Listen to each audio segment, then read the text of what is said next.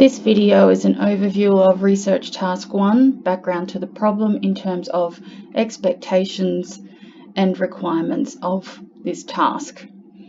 So, just putting this task in the context of the research project, this is the one that's due the earliest. It's based on the overview of the literature review and the secondary sources in order to problematize the background of the organization, the client's problem, to then develop the research questions. So this research task actually fits in and provides information that will go in towards your theoretical framework within your proposal.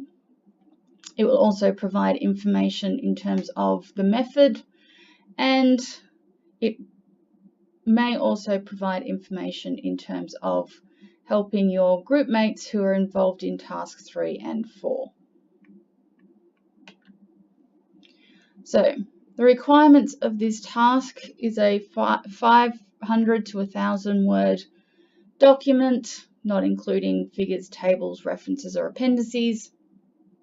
And essentially this is a review of the academic literature and the secondary sources that we will start in the second week of semester, and then you will need to submit your review of this information in the third week, week 3.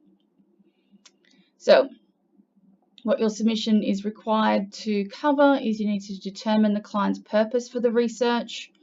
So this is determining whether the client's statements around their problem are actually factual, or whether these are what the client sees as their problem is more of a symptom rather than their real or true problem.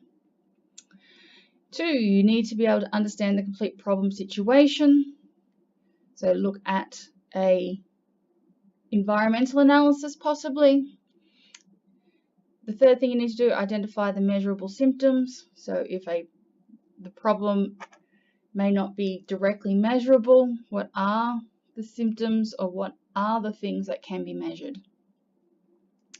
You need to determine the appropriate unit of analysis. Should we be looking at individual consumers, households, businesses? All of these are different units of analysis that need to be determined, because that then influences the sampling. And finally, you need to determine the relevant variables. This is part of developing your conceptual framework, and within that framework, what are the relevant constructs?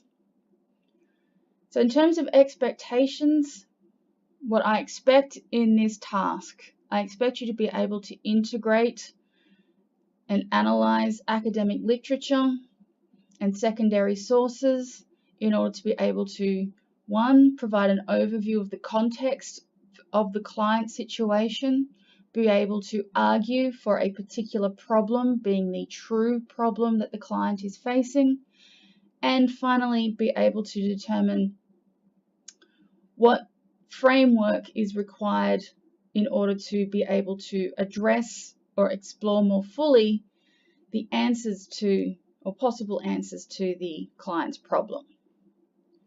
So more information is available on Wattle. Also, the marking rubric provides more information about assessment of each component of this task.